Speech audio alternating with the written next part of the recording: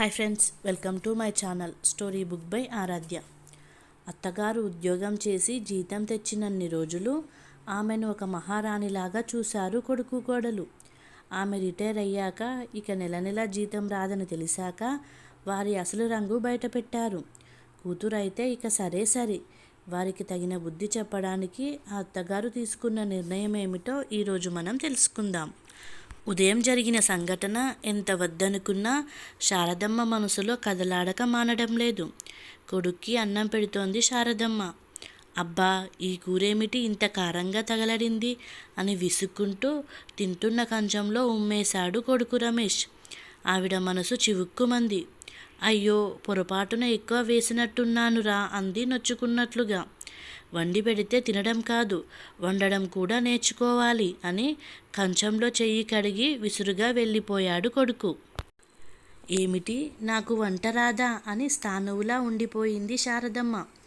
ఇన్ని రోజులుగా చేసి పెడుతున్నా, ఆరోగ్యం బాగాలేక ఒక్కరోజు మంచం దిగకపోయేసరికి అందరికీ చిరాకే. వంట మనిషిలా చేసి పెడుతుంటే ఎవరికీ తెలియడం లేదు. ఈవిడ గారి వంటలతో రోగాలు వచ్చి మంచాలెక్కడం ఖాయం అని అత్తగారికి వినపడాలని గట్టిగా అంది కోడలు కవిత. ఒక్కసారిగా చలనం కలిగి బాహ్యంలోకి వచ్చింది శారదమ్మ. కోడలు ఏమడిగిందో మరి. నా దగ్గర డబ్బు లేదు, ఇంత సంసారం ఈడ్చడం నా వల్ల కాదు, నన్నేమీ అడక్కు అని విసురుగా ఆఫీస్కి వెళ్ళిపోయాడు రమేష్. క్రితం నెల వరకు శారదమ్మ జీతంతో ఇంటి అవసరాలన్నీ గడిపేశారు. ఇక ఈ నెల తన జీతం ఇంకా రాదని తెలియడంతో మొదలయ్యింది ఈ చికాకు. ఇంత సంసారం అంటే తనేగా అదనపు భారం. భార్య పిల్లలు వాడికి అవసరమే కదా. అవును, తను ఇప్పుడు ఒట్టిపోయిన గొడ్డు, ఎండిపోయిన చెట్టు వాళ్ళ దృష్టిలో. ఇంతలో ఎంత మార్పు! చెరువులోని చేపల్లాగా ఎలా బయటపడ్డారు. తనకంటూ ఒక ఆలోచన, ఒక నిర్ణయం లేదా? ఆడదాని సంపాదన తెచ్చే ముప్పు అనుభవపూర్వకంగా రుజువయ్యింది శారదమ్మకు. తన రిటైర్మెంట్ ఎంత అనూహ్యమైన మార్పు తెచ్చింది వాళ్ళ ప్రవర్తనలో. ఇన్నాళ్ళు తనకు ఎలాంటి గౌరవం, అభినందనలు లభించాయి ఈ ఇంట్లో. మరి ఈరోజు పరిస్థితి వేరేలాగా ఉంది. ఒకసారి ఆవిడ మనసు గతం వైపు పరిగెత్తింది. వైవాహిక జీవితం శారదకు మిగిల్చింది 25 సంవత్సరాల వయసులో వైధవ్యాన్ని, దాంతోపాటు 2 పిల్లల్ని. ఆ రోజు నుంచి భర్త ఉద్యోగ బాధ్యతలతో పాటు పిల్లల బాధ్యతను కూడా మీదేసుకొని సక్రమంగా పెంచి పెద్ద చేసింది. తన బాధను దిగమింగుకొని వాళ్ళ కోసం ఆనందం నటించింది. ఏ లోటు లేకుండా పెంచి పెద్ద చేసింది. వాళ్ళు అడిగింది కాదనలేదు ఏనాడు. ఆడపిల్లకు విద్యాబుద్ధులు చెప్పించి ఓ ఇంటి ఇల్లాలుగా చేసింది. ఒక్కగానొక్క కొడుకుకు వాడు అడిగిన చదువు చెప్పించి డబ్బు ఎదురుపెట్టి మరీ ఉద్యోగం వేయించింది. ఇన్ని సంవత్సరాలు గానుగెద్దులా శ్రమపడిన ఆమె వాళ్ళ ఆనందాన్ని చూసి శ్రమను మరచిపోగలిగింది. కానీ మొదటిసారిగా ఆ శ్రమకు ఫలితం తను అనుకున్నది కాదని గ్రహించడానికి ఎంతో కాలం పట్టలేదు ఆవిడకు. కల్లా కపటం లేని ఆమె మనసు వారి కపట ప్రేమను అర్థం చేసుకోలేకపోయింది. అమ్మగా ఆమె ప్రేమ బిడ్డల మీద ఉంటే, వారి ప్రేమ మాత్రం ఆమె సంపాదన మీద ఉంది. ఆ విషయం ఆమె చాలా ఆలస్యంగా గ్రహించింది. పైకి ఎంత గౌరవం, ఎంత మర్యాద! అరరే, అత్తయ్యగారు మీరు వంటగదిలోనా అని ఆశ్చర్యంగా చూసింది కోడలు కవిత అత్తగారి వైపు. ఏమ్మా, నేను ఆడదాన్ని కాదా, వంట చేయకూడదా అంది శారదమ్మ నవ్వుతూ, కూర కలియబెడుతూ. అది కాదత్తయ్య, ఇన్నాళ్ళు అంటే అటు ఉద్యోగం ఇటు వంటతో అవస్థపడ్డారు. ఇక మీరు హాయిగా ఉద్యోగం చూసుకోండి, మీకు కావలసినవి అమర్చే పూచి నాది అంది కవిత అత్తగారి చేతులు పట్టుకొని అభిమానంగా. అబ్బే, నాకిదేం కష్టం కాదమ్మా, అలవాటైన పనే కదా అంది ఆవిడ. ఏమైనా సరే, మీరు ఈ రోజు నుంచి వంటగదిలోకి రావడానికి వీల్లేదు. ఇది మీ అబ్బాయి గారి ఆర్డర్ ప్లస్ నా విన్నపం అంది కోడలు కవిత. అవునమ్మా, ఇన్నాళ్ళు కష్టపడ్డావు, ఇకనైనా కవితను చేయనివ్వు అన్నాడు రమేష్. ఆప్యాయంగా చూసింది ఆవిడ కొడుకు వైపు. సరేనమ్మా, నీ ఇష్టం. కూర్చోబెట్టి చేసి పెడతానంటే వద్దనే అత్తగారు ఎక్కడైనా ఉంటుందా అంది ఆవిడ అభిమానంగా కోడలి వైపు చూస్తూ. అలా అన్నారు బాగుంది.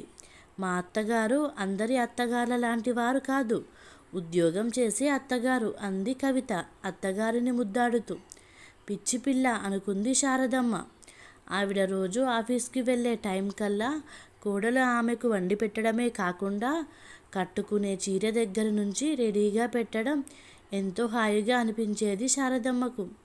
సాయంకాలం ఆఫీస్ నుంచి రాగానే ఎదురుగా టేబుల్ మీద కాఫీ టిఫిన్ రెడీగా ఉంచేది కవిత. సాయంకాలం పూట మనవల్ల ఆటపాటలతో గడిచిపోయేది శారదమ్మకు. పగలు ఆఫీసులో పడ్డ శ్రమ ఏమాత్రం గుర్తుండేది కాదు. కోడలు తన పట్ల చూపుతున్న ఆదరణకు పర్యవసానంగా ఆ పిల్ల పట్ల ఎంతో అభిమానం, ప్రేమ పెరిగి రెట్టింపైనాయి శారదమ్మకు. ఆమె ప్రతీ నెల జీతం తెచ్చి కోడలు చేతికి ఇచ్చేది. ఓసారి తన చీరలు ఉతుకుతున్న కోడలిని చూసి, అదేమిటమ్మా, పని మనిషి చేత ఉతికించకపోయావా? అనవసరంగా నీకు శ్రమ ఎందుకు అంది ఆవిడ నొచ్చుకుంటూ. మా అమ్మ చీర అయితే ఉతకనా అత్తయ్య, మీరు నాకు అమ్మ కన్నా ఎక్కువ అని కోడలు అంటూ ఉంటే ఆ ఆప్యాయతకు ఆవిడ కళ్ళు చెమ్మగిల్లాయి. ప్రతి పండక్కి కొడుక్కి, కోడలికి, మనవళ్ళకి బట్టలు తెచ్చేది శారదమ్మ. ఆ నెల పండగ వలన బోనస్ రూపంలో అత్తగారికి 5,000 రూపాయలు అదనంగా వచ్చాయని తెలియడంతో, అత్తయ్య, చాలా రోజుల నుంచి మీ అబ్బాయిని గాజులు చేయించమని అడుగుతున్నాను, కానీ ఆయన అసలు పట్టించుకోవట్లేదు. మీరైనా చేయించరు అంది గోముగా కవిత. చూడమ్మా కవిత, మరోసారి నీ కోరిక తప్పక తీరుస్తాను. ఇప్పుడు ఈ డబ్బుతో నాకు చాలా ముఖ్యమైన అవసరం ఉంది అంది ఆవిడ. అంతే. కవిత ముఖంలో రంగులు మారాయి. పోనీలేండి, నా ముఖానికి ఇంతే రాసిపెట్టి ఉంది అనుకొని సరిపెట్టుకుంటాను అంది నిష్ఠూరంగా. ఎందుకమ్మా ఇంత చిన్న విషయానికి అంత నొచ్చుకుంటావు అంది శారదమ్మ. ఇదే మీ కూతురు అడిగితే కాదంటారా అత్తయ్య? కోడల్ని కాబట్టి అలా అన్నారు అంది లలిత పౌరుషంగా. చూడమ్మా, నిన్ను ఏనాడు నేను ఆ దృష్టితో చూడలేదు. పరిస్థితి చెప్పాను, అర్థం చేసుకో అంది ఆవిడ. ఆ సంఘటన జరిగిన 1-2 రోజులు ముభావంగా ఉన్న తర్వాత మామూలుగానే ఉంది కవిత. కోడలి మనసు నొప్పించాను అన్న భావనతో అందాక తనతోనే ఉన్న 2 జతల బంగారు గాజులలో 1 జత గాజులు కోడలి చేతికేసింది శారదమ్మ. కానీ కోడలి ప్రవర్తనలో ఏదో మార్పు గమనించకపోలేదు ఆవిడ. కొడుకు పెళ్లికి ముందు నెలకు కొంత డబ్బు డిపాజిట్ చేసేది శారదమ్మ.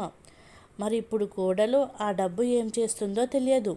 ఒకసారి ఆ మాట అడిగినందుకు ఫలితంగా ముభావంగా నెలవారీ ఖర్చు రాస్తున్న పుస్తకాన్ని తెచ్చి అత్తగారి ముందు ఉంచింది కవిత.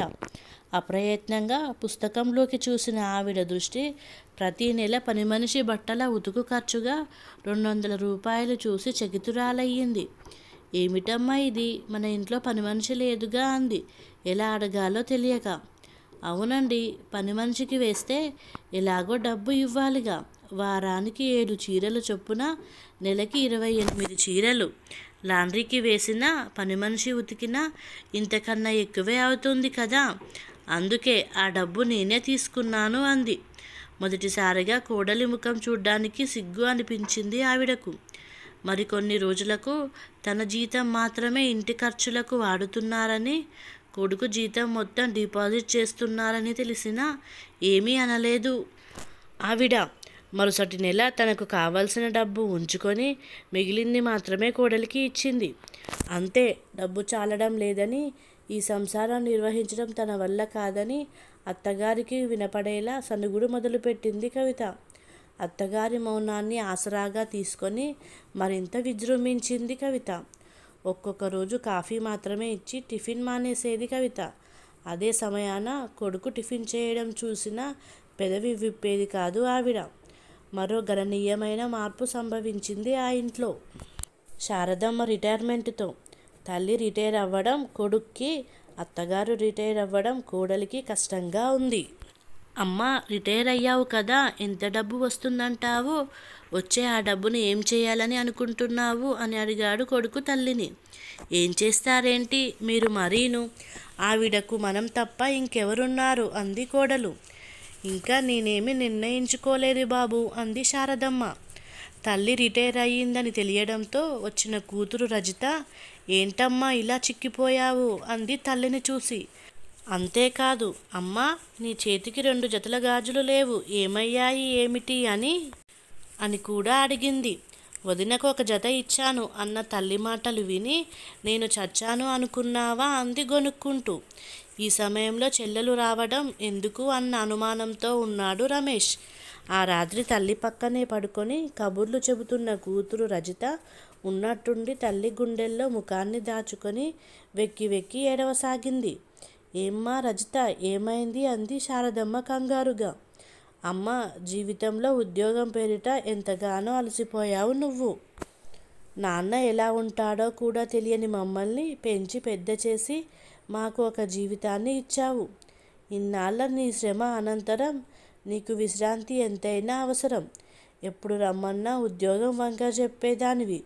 ఇప్పుడు ఇక సర్వీస్ అయిపోయింది కదా, నాతో వచ్చేయమ్మా అంది రజిత ప్రేమగా తల్లిని చూసి. కూతుర్ని ఆప్యాయంగా మరింతగా దగ్గరకు తీసుకొని గుండెలకు హత్తుకుంది శారదమ్మ. ఎంతైనా ఆడపిల్ల కాబట్టి ఆ మాత్రం ప్రేమను పంచగలిగింది.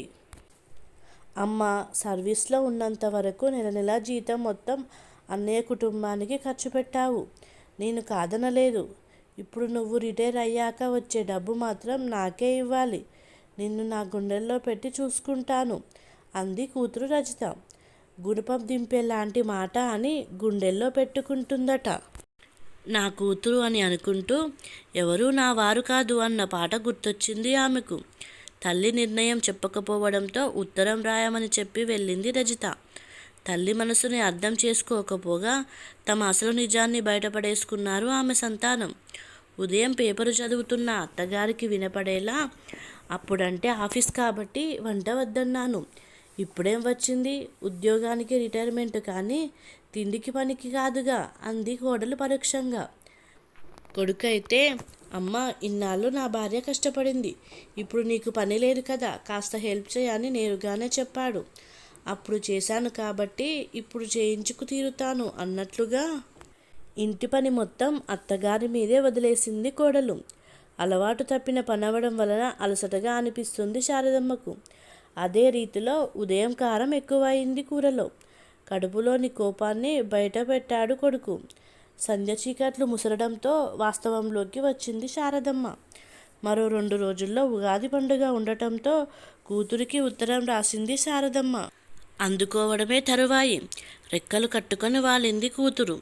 ప్రతిపక్షాలు 2 అధికార పక్షం చెప్పే నిర్ణయం కోసం ఎదురు చూస్తున్నట్లుగా వాళ్ళు ఆతృత పడసాగారు, తల్లి ఏం చెప్తుందా అని. చూడు బాబు రమేష్, నా నిర్ణయం కోసం మీరు చాలా ఆతృతగా ఎదురు చూస్తున్నారని నాకు తెలుసు. నాకు మీరిద్దరూ సమానమే. ఆడ మగ అని నాకెప్పుడూ తేడా లేదు.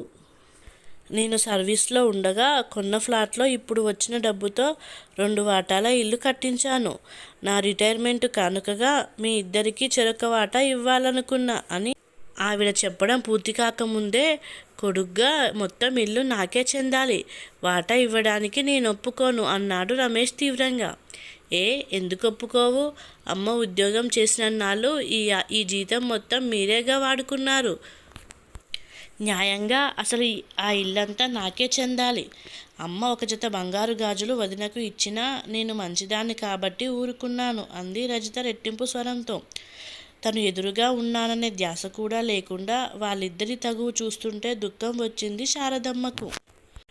ఇదిగో అమ్మ, ఆడపడుచు, నేను మీ అమ్మకు చేసిన చాకిరీకి ఆవిడ నాకు ఇచ్చింది, కానీ నాకేం ఊరికే ఇవ్వలేదు మీ అమ్మ అంది కోడలు కల్పించుకొని. తన అభిమానానికి కోడలు ఎంత చక్కటి విలువ కట్టింది అని బాధపడసాగింది శారదమ్మ. అసలు ఆ గాజుల గురించి అడిగే హక్కు నీకు లేదు, అది మా అమ్మ ఇష్టం అన్నాడు రమేష్. అయితే అమ్మ ఇష్ట ప్రకారమే నాకు వాటా ఇస్తుంటే వద్దనడానికి నువ్వెవరు అంది రజిత మాటకి మాటగా. అది నాన్న పోతే అమ్మకు ఇచ్చిన ఉద్యోగం కనుక అది నాన్నదే అవుతుంది. తండ్రికి ఆస్తికి వారసుడు కొడుకు అయినట్లే ఆ డబ్బుకు కూడా నేనే వారసుని. నలుగురిలో పంచాయతీ పెడితే న్యాయం నా వైపే మొగ్గుతుంది అన్నాడు రమేష్. సరే అయితే బంగారం మొత్తం నాకే చెందుతుంది, వదినని గాజులు తీసి ఇయ్యమని చెప్పు అంది రజిత. మా అత్తగారు నాకు ఇచ్చిన గాజులు నేను చచ్చినా తిరిగివ్వను. అడగడానికి నువ్వెవరు? అంది కోపంగా కోడలు. ఎవరా? మా అమ్మ బంగారానికి వారసురాలిని అంది రజిత. వచ్చిందండి పెద్ద వారసురాలు. ఒక్క పూట అమ్మను తీసుకెళ్ళి గుప్పెడు అన్నం పెట్టలేదు, కానీ కబుర్లు చెబుతోంది కబుర్లు. ఇన్నాళ్ళు ఆవిడని మేమే పోషించాం కాబట్టి ఆవిడ డబ్బంతా మాకే చెందుతుంది. ఆ హక్కు మాది అంది కోడలు. అప్పటి వరకు వాళ్ళ తగాదా వింటున్న శారదమ్మ ఇక ఓపిక నశించి ఆపండి అని అరిచింది. ఆహా, నేను కన్న నా సంతానం ఎంత ఎదిగిపోయారో చూస్తుంటే నాకు ఈరోజు చాలా ఆనందంగా ఉంది. దుఃఖంతో ఆవిడ గొంతు పూడుకుపోయింది. ఏమ్మా కోడలా, మీరు నన్ను పోషించారా? ఆ మాట నా ముఖం చూసి చెప్పు. డబ్బిస్తే ఒకలాగా, డబ్బు ఇవ్వని మరుక్షణం మరోలాగా ప్రవర్తించే నువ్వు ఆ మాటను ఎలా అనగలిగావు? ఏరా రమేష్, దీని గురించి నలుగురిలో పంచాయతీ పెడతావా? ఏమని పెడతావురా? మా అమ్మ సంపాదనతోనే ఆవిడను ఇన్నాళ్ళు పోషించాను. కొడుకుగా నా నుంచి ఒక్క పైసా కూడా ఎరగదు. మా అమ్మని చూడాల్సిన బాధ్యత నాది కాదు, కానీ ఆవిడ సంపాదన మీద హక్కు మాత్రం నాదే అని చెప్తావా? ఏమ్మా రజిత, ఆడపిల్లవి, నా వైపు ఉంటావు అనుకున్నాను, కానీ నా ఆశను వమ్ము చేశావు. కన్నతల్లి మీద కన్నా కరెన్సీ నోట్ల మీద మీకు మమకారం ఎక్కువ అని ఇద్దరికి ఇద్దరు రుజువు చేశారు. డబ్బు ఇవ్వకపోతే ఇంట్లో నుంచి ఉద్వాసన చెప్పే కొడుకుని, అమ్మ కన్నా ఆమె బంగారమే ముఖ్యమనుకునే కూతుర్ని కన్నందుకు నేను చాలా సిగ్గుపడుతున్నాను. నా పెంపకం మిమ్మల్ని ఇలా తయారు చేస్తుందని నేను ఏనాడు అనుకోలేదు. ఇది నా దౌర్భాగ్యం. నా నిర్ణయం పూర్తిగా చెప్పకుండానే మీరు తగువులకి దిగారు. డబ్బు వచ్చిన తర్వాత ఒక్క నెల రోజులు కూడా మీరు ఆగలేకపోయారు. మీకు సడన్గా చెప్పి సర్ప్రైజ్ చేద్దామనుకున్నా, కానీ నన్నే మీరు ఆశ్చర్యపరిచారు. ఎంతో ఆశగా మీకు కానుకగా ఇవ్వాలనుకున్నా, కానీ నా నిర్ణయాన్ని ఇప్పుడు మార్చేసుకుంటున్నాను. డబ్బున్న నాలాంటి తల్లులే ఇలాంటి విషమ పరిస్థితి ఎదుర్కొంటే మరి డబ్బు లేక బిడ్డల నిరాదరణకు గురైన ఎందరో తల్లులున్న వ్యవస్థ మనది. చెట్లు పంచిన పళ్ళను తిని తీపిని మరచి మళ్ళీ చెట్టును కొట్టి కట్టెలు అమ్మే ఈ కన్నబిడ్డల బారి నుండి కొందరు తల్లులకైనా రక్షణ కావాలి. అందుకే వృద్ధుల రక్షణ గృహానికి కానుకగా నా ఇంటిని ఇవ్వాలని నిర్ణయించుకున్నాను. మీకెవరికీ భారం లేకుండా నేను కూడా అక్కడికే వెళ్ళిపోవాలి అనుకుంటున్నాను అంది స్థిరమైన గొంతుతో శారదమ్మ. కథ సమాప్తం. మీకు కనుక ఈ కథ నచ్చినట్లయితే ఈ ఛానల్ని సబ్స్క్రైబ్ చేసుకోగలరు. Please subscribe.